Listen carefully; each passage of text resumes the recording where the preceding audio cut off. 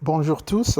Corneille Nangaa, ancien président de la Commission électorale nationale indépendante, CENI, de la République démocratique du Congo, a prononcé un discours à Goma, donc hier le 29 janvier 2025, en tant que chef de l'Alliance du fleuve Congo, AFC, une coalition politico-militaire incluant le M23 soutenu par le Rwanda. Dans son allocution, il a critiqué le président Félix Tshisekedi et a affirmé que Goma tomberait bientôt sous le contrôle de son alliance. Nangaa, qui a dirigé la CENI lors des élections controversées de 2018, a depuis pris les armes contre le gouvernement congolais.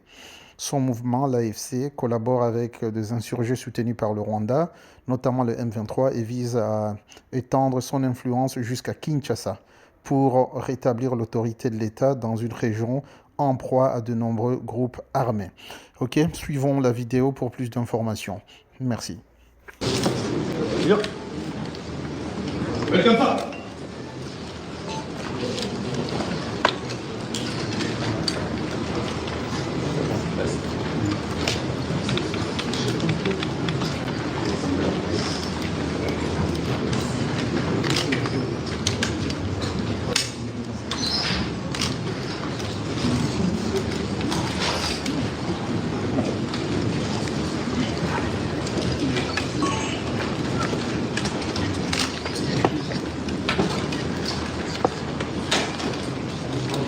Merci.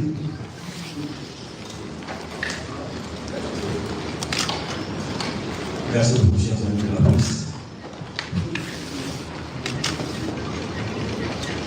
Chers amis de la presse, nous vous souhaitons la bienvenue dans cette magnifique salle de l'hôtel Serena de Goma, à l'occasion de la toute première conférence de presse du coordonnateur politique de l'Alliance Fleuve Congo, AFC M23. Cette activité se présente de la manière suivante. La première partie, communication du coordonnateur, son Excellence Corneille Nangaa. La deuxième partie, questions-réponses. Chers amis de la presse, sans plus tarder, j'invite respectueusement les coordonnateurs de l'Alliance Fleuve Congo à bien vouloir prendre la parole pour sa communication. Sir, welcome, please.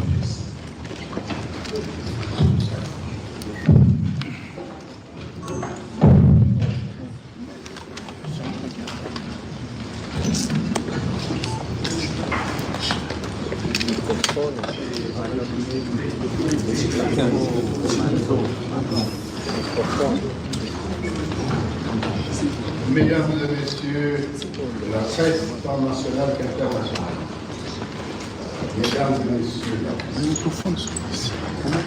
je tiens fraternellement à saluer la population courageuse et résiliente de Goma, une ville meurtrie et sinistrée par 6 années de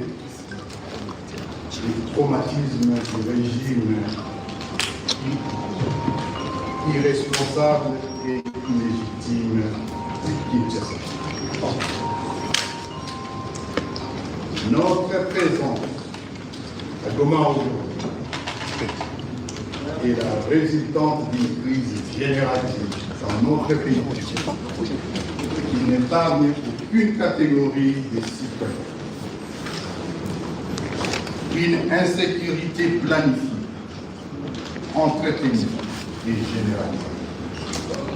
Une tuerie barbare exécutée à toute heure dans tous les quartiers et sans exception. Des milliers de déplacés pris en otage par M. Tshilombo pour alimenter sa propagande maléfique. Une tracasserie de tout à tous les niveaux. L'exclusion, la division, le tribalisme et autres.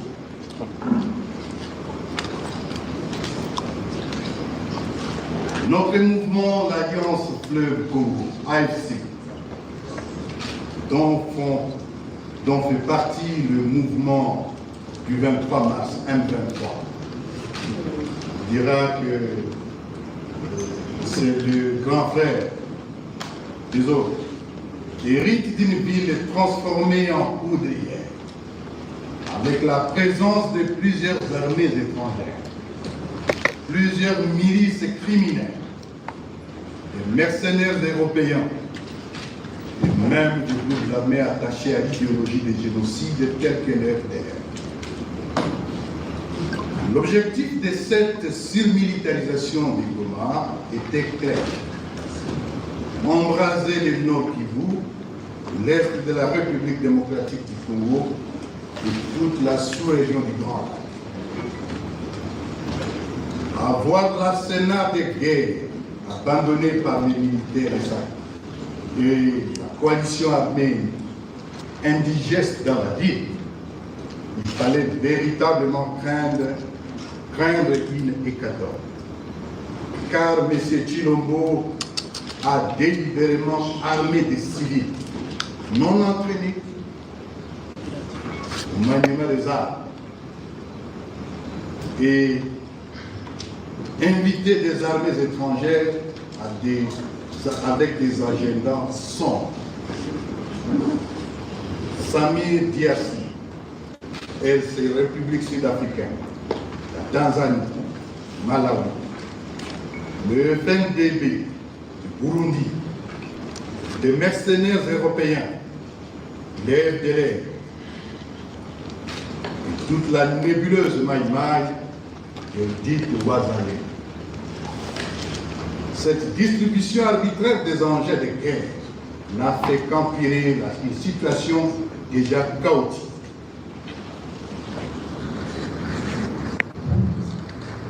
Nous voici aujourd'hui dans la ville de Goma pour répondre aux multiples appels de détresse de nos compatriotes qui vivaient une situation d'insécurité sans précédent, qui leur a été imposée par la coalition du régime Kinshasa. Le seul agenda de l'Alliance Fleuve Congo est une république démocratique du Congo prospère, digne et vivant dans sa souveraineté territoriale. La balkanisation doit être rejetée par tous les Congolais de Goma à Kinshasa, du nord au sud et de l'est à l'ouest. Parler de la balkanisation, c'est de la propagande et la manipulation du même régime que nous combattons. Nous sommes Congolais.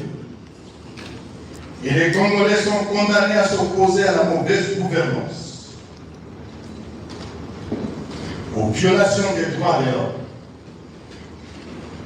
à toute colonisation et à toutes les négations. L'Alliance Fleuve Congo a pris les armes conformément à l'article 64, alinéa 1er de la Constitution, qui stipule tout Congo a le devoir de faire échec à tout individu qui prend le pouvoir ou l'exerce en violation de la Constitution. Nous avons trouvé une ville meurtrie, la ville de Goma, traumatisée, apeurée, et une situation chaotique occasionnée des années durant par les fouillards, les pillards, les régimes illégitimes et incompétents de M. Tshilombo. Avant de prendre la poudre d'escarbette, ils ont tué le général-major Chirimwami Peter, alors gouverneur militaire. Ils ont coupé l'eau et l'électricité. Ils ont privé la population de Goma de tout accès à l'Internet et à haute communication. C'est la méthode criminelle du régime de Kinshasa et ils revendiquent.